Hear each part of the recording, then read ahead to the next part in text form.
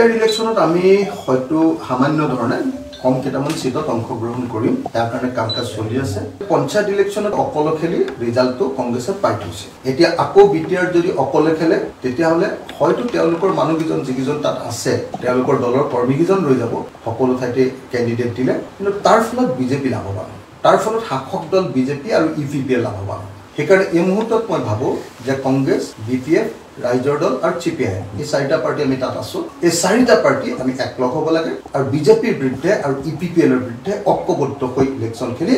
আমি বিটিআৰ অঞ্চলত বিজেপিক প্ৰতিহত কৰিব লাগে এটুই হ'ল আমাৰ ষ্টাইল কংগ্ৰেছৰ তৰফৰ পৰা মিত্ৰতা সন্দৰ্ভত এতিয়ালৈকে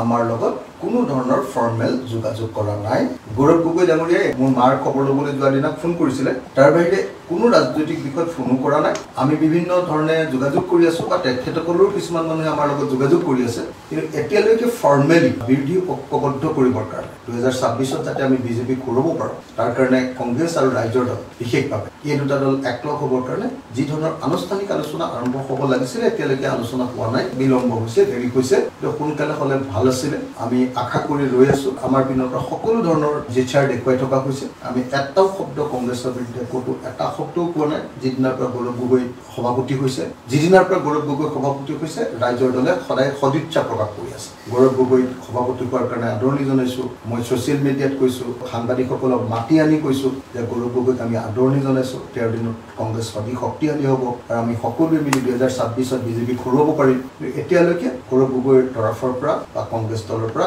আনুষ্ঠানিকভাৱে এতিয়ালৈকে কোনো ধৰণৰ প্ৰস্তাৱো অহা নাই আলোচনাও পোৱা নাই বা মিনিমাম কথাখিনিও আৰম্ভ কৰা নাই খেলিম বুলি খেলিলে কি হ'ব তাৰপিছত তেওঁলোকে আকৌ ভাবিছে নেকি সেইটো মই নাজানো সেইটো আপোনালোকে গৌৰৱ গগৈ সুধিব যিটো প্ৰশ্ন গৌৰৱ গগৈ সুধিব লাগে সেইটো মোক সুধিটো ৰিজাল্ট নাপাব আমি একলগ হ'বৰ কাৰণে প্ৰস্তুত যদি কংগ্ৰেছে বিচাৰে আজি যদি কয় আজিয়ে লগ হৈ যাম কাইলৈ যদি কয় কাইলৈকে কংগ্ৰেছৰ লগত লগ হৈ যাম পৰহিলৈ যদি কয় পৰহিলৈকে লগ হৈ যাম আৰু 26ৰ কাৰণে বিজেপিক ঘূৰাবৰ কাৰণে এলায়েন্স কৰিবৰ কাৰণে আমি প্ৰস্তুত